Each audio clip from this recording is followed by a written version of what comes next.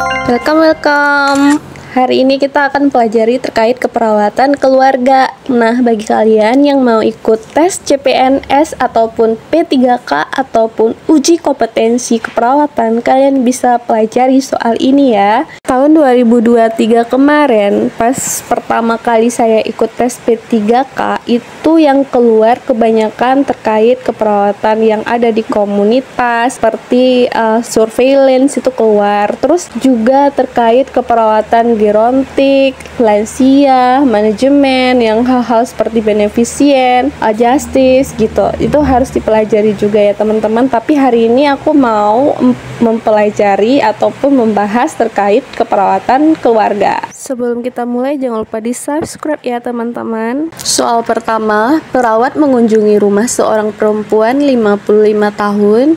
Ia mengatakan penglihatannya mendadak buram 2 bulan ini. Klien merasa menonton televisi adalah penyebabnya dan klien berpikir kacamatanya tidak cocok lagi. Hasil pemeriksaan GDS 200 mg per desiliter, tekanan darah 170/100 mm Hg. Apakah pengkajian yang harus digali lebih dalam pada kasus tersebut? A. Kebiasaan makan klien.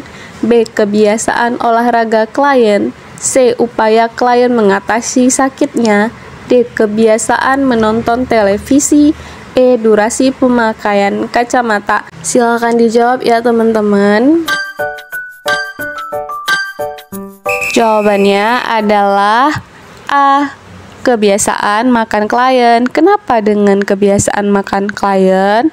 Jadi teman-teman coba lihat lagi kasus di atas. Sebelum menjawab pertanyaan, kalian harus melihat beberapa data fokus seperti pertama, di sini disebutkan bahwa penglihatan mendadak buram 2 bulan ini. Jadi penglihatan pasien itu udah mendadak buram 2 bulan ini. Yang kedua, klien merasa menonton televisi adalah penyebabnya. Dan data berikutnya, klien berpikir kacamatanya tidak cocok lagi. Di sini juga ada data objektif teman-teman, seperti kadar gula darah GDS 200 mg per desiliter. Itu tinggi ya teman-teman. Terus juga dari tekanan darah 170/100 mm Hg. Nah, di sini teman-teman tahu gak? Kayak kisaran kadar gula darah normal pada tubuh. Kalian ingat nggak? Di sini kan berdasarkan kasus, klien kan dikatakan gula darahnya tinggi. Jadi teman-teman harus tahu kisaran gula darah normal. Oke, dikasih tahu nih ya. Teman-teman bisa baca sendiri ya. Kita lanjut lagi. Jadi salah satu akibat yang ditimbulkan dari kenaikan gula darah itu kan penglihatan yang menjadi buram, dan biasanya itu bisa mempengaruhi kondisi saraf dan retina klien. Makanya untuk itu pengkajian prioritas yang harus digali lebih dalam oleh perawat adalah kebiasaan makan klien. Jadi kenaikan gula darah sangat berkaitan erat dengan pengaturan asupan nutrisi dan diet klien, sehingga perawat dapat menyusun rencana tindakan untuk penanganan lebih lanjut. Jadi tetap A ya teman-teman, kebiasaan makan klien. Kalau B, kenapa salah B? Karena kebiasaan olahraga klien tidak disebutkan di atas, gak ada datanya. C juga nggak ada data kan, apalagi tidak ada hasil pemeriksaan objektif seperti skala skor untuk nyeri gitu, gak ada kan. Terus kalau D, kebiasaan menonton televisi, ada datanya, cuman di sini itu tidak terlalu penting karena kita harus lihat data-data lain, karena yang paling menonjol di sana adalah gula darahnya teman-teman yang tinggi ya kan, gula darah. Terus tanda-tanda lain dari DM itu juga rabun atau katarak, terus sering pipis banyak malam hari, lebih dari 3-5 kali, terus selalu merasa lapar. Jadi teman-teman juga harus mengetahui juga ya terkait gejala ataupun beberapa penyebab dari penyakit, biar gampang jawab jawabannya. Kalau E juga salah ya, durasi pemakaian kacamata itu bukan data yang sangat penting, dan itu cuma ada satu data dan itu tidak menguatkan terkait apapun. Oke, kita lanjut soal berikutnya. Saat kunjungan rumah, seorang laki-laki 68 tahun mengeluh badan letih, mudah sesak. Klien mengalami hepatomegali.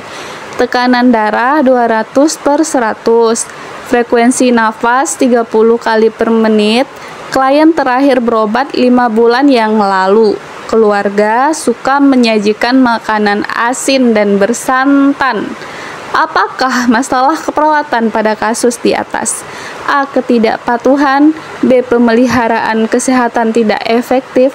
C. Perilaku kesehatan cenderung beresiko. D. Manajemen kesehatan keluarga tidak efektif. E. Defisit pengetahuan. Silakan dijawab teman-teman. Jawabannya adalah D. Manajemen kesehatan keluarga tidak efektif. Kenapa? Di sini ada data fokusnya, klien letih, mudah sesak, dan mengalami hepatomegali.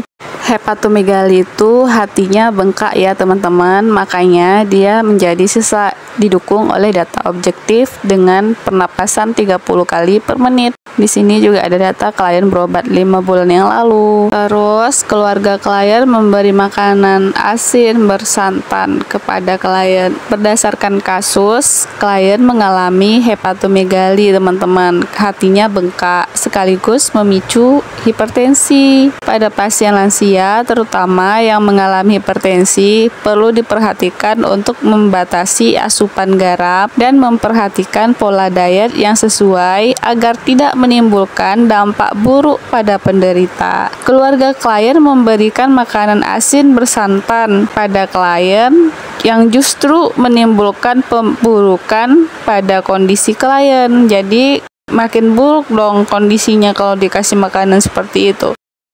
Sehingga masalah keperawatan yang timbul adalah manajemen kesehatan keluarga tidak efektif karena keluarga gagal mengatur ataupun menjaga kesehatan klien. Jadi masalahnya itu keluarganya itu kurang memanajemen kesehatan keluarganya. Salah satunya dia menyajikan makanan asin dan bersantan. Terus teman-teman, di kasus tersebut pola penanganan masalah kesehatan dalam keluarga tidak memuaskan untuk memulihkan kondisi kesehatan anggota keluarga. Apabila nanti teman-teman menemukan seperti gejala atau tanda mayor, seperti misalnya nih ya, data subjektifnya mengungkapkan tidak memahami masalah kesehatan yang diderita, mengungkapkan kesulitan menjalankan perawatan yang diterapkan. Terus kalau objektifnya gejala penyakit anggota keluarga semakin memberat, aktivitas keluarga untuk mengatasi masalah kesehatan tidak tepat. Sedangkan gejala dan tanda minor itu cuman kita lihat dari data objektif. Misalnya gagal melakukan tindakan untuk mengurangi faktor risiko. Tadi kan di kasus di atas kan itu ada kan beberapa tanda minor ataupun mayornya. Yang di atas itu ada keluarga suka menyajikan makanan asin dan bersantan. Otomatis dia itu gagal melakukan tindakan untuk mengurangi faktor risiko, sehingga makanya pilihan untuk diagnosa yang paling tepat adalah D. Manajemen kesehatan keluarga tidak efektif, teman-teman. Jadi teman-teman, kalian juga harus mengetahui beberapa diagnosa yang akan keluar pada soal-soal keperawatan keluarga. Jadi kalian tuh harus tahu, misalnya nih, ketidakpatuhan. Pada kasus seperti apa dia akan keluar, dengan kriteria mayor dan minor seperti apa. Terus ada pemeliharaan kesehatan tidak efektif, itu keluar kapan. Terus misalnya kayak coping individu tidak efektif, itu boleh ditegakkan pada soal keperawatan keluarga pada kasus seperti apa. Itu PR ya buat kalian ya. Nanti aku juga bakal bikin video untuk membahas ini. Beberapa diagnosa penting yang harus kalian ingat ketika ada soal keperawatan keluarga. Oke, kita lanjut soal berikutnya ya. Soal berikutnya, saat kunjungan rumah didapatkan seorang laki-laki berusia 59 tahun. Hasil pengkajian, klien mengatakan sudah 7 tahun mengkonsumsi obat antihipertensi. Beberapa bulan ini, tensi klien tetap normal walau tidak konsumsi obat karena sudah jenuh. Klien kembali merokok dan minum alkohol seperti masa mudanya dahulu. Apakah diagnosa keperawatan yang tepat pada kasus tersebut? A. Coping individu tidak efektif. B. Coping keluarga tidak efektif. C. Kesiapan peningkatan pengetahuan. D. Pemeliharaan kesehatan tidak efektif. E. Ketidakpatuhan. Jawabannya adalah E, ketidakpatuhan. Dari kasus di atas, coba teman lihat apa yang membuat E itu dikuatkan. Ada di poin klien kembali merokok dan minum alkohol seperti masa mudanya. Terus pasien juga berhenti minum obat ya teman-teman. Sedangkan dia itu harus mengkonsumsi obat hipertensi. Dia juga udah 7 tahun nih konsumsinya. Terus jawabannya itu kan E teman-teman, ketidakpatuhan. Kalian tahu kan gejala dan tanda mayor kenapa bisa jawabannya ketidakpatuhan? Kenapa diagnosanya ketidakpatuhan? Kalau dilihat dari gejala dan tanda mayor, kita ambil pada data subjektif ya. Data subjektif itu adalah data yang kita dapatkan dari pasien ataupun keluarga. Itu berupa misalnya nih, pasien mengatakan dia menolak untuk minum obat. Itu adalah data subjektif. Dan pada diagnosa ketidakpatuhan, biasanya pasien ataupun keluarga mengatakan menolak menjalani perawatan atau pengobatan, terus menolak mengikuti anjuran dari dokter. Kalau data objektifnya itu perilaku tidak mengikuti program perawatan atau pengobatan, perilaku tidak menjalankan anjuran, itu bisa dilihat atau diobservasi oleh perawatnya. Terus gejala dan tanda minor itu seperti tampak tanda ataupun gejala ataupun penyakit ataupun masalah kesehatan masih ada atau malah meningkat. Jadi ketika kalian mendapati beberapa gejala tanda mayor ataupun minor seperti di atas, itu otomatisnya udah pasti jawabannya ketidakpatuhan untuk diagnosa kasus keperawatan keluarga. Soal berikutnya, perawat mengunjungi rumah keluarga dengan lansia 90 tahun. Saya ulangi, perawat mengunjungi rumah keluarga dengan lansia 90 tahun. Klien sering terlihat melamun dan mengulang-ulang pembicaraan. Terkadang, keluarga juga kesulitan berkomunikasi karena komunikasi klien tidak sesuai orientasi waktu. Kadang klien juga mudah marah saat pembicaraannya tidak dimengerti keluarganya. Apakah pengkajian yang tepat pada kasus di atas? A. Pemeriksaan kejiwaan klien. B. Pemeriksaan kekuatan otot. C. Status bercanda ya teman-teman. C. Status kognitif dengan MMSE. D. Pemeriksaan indeks CAT. E. Tingkat depresi dengan Geriatric Depression Scale. Silahkan dijawab teman-teman. 1, 2, 3. Jawabannya adalah C. Status kognitif dengan MMSE. Kenapa? Kenapa itu? Kenapa? Jadi kalian lihat lagi kasus di atas itu ada data fokus. Klien berusia 90 tahun, tinggal bersama keluarga.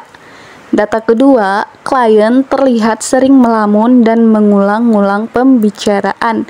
Data ketiga, keluarga klien mengatakan sulit berkomunikasi karena klien berkomunikasi tidak sesuai orientasi waktu. Jadi, berdasarkan kasus, klien membutuhkan pemeriksaan status kognitif dengan MMSE atau kepanjangannya Mini Mental State Examination. Nah, di sini Mini Mental State Examination ini adalah pemeriksaan kognitif yang menjadi bagian rutin pemeriksaan untuk menegakkan diagnosis demensia. Kenapa? Karena kalau orang udah 90 tahun, orang tua udah 90 tahun itu, kalau dia udah cepet marah, emosian, itu bukan karena dia gila, teman-teman. Jadi makanya bukan A, bukan pemeriksaan kejiwaan klien. Jadi itu harus C, kognitif dengan MMSE. Jadi kita tuh menilai bagian untuk demensianya. Kan dia juga tadi di atas disebutkan kalau komunikasinya tidak sesuai orientasi waktu, kan berarti dia udah mau mulai demensia. Makanya kita harus cek dengan pengkajian status kognitif dengan MMSE. Oke, sejauh ini Kalian mengerti, teman-teman? Nah, di sini pemeriksaan ini diindikasikan terutama pada pasien lanjut usia yang mengalami penurunan fungsi kognitif, kemampuan berpikir, dan kemampuan untuk melakukan aktivitas sehari-hari. Jadi proses deteriorasi ini umumnya Jadi jawabannya adalah C, teman-teman ya. Yang lainnya itu tidak ada yang menguatkan data. Oke, bye-bye. Sampai jumpa di soal berikutnya. Jangan lupa di subscribe.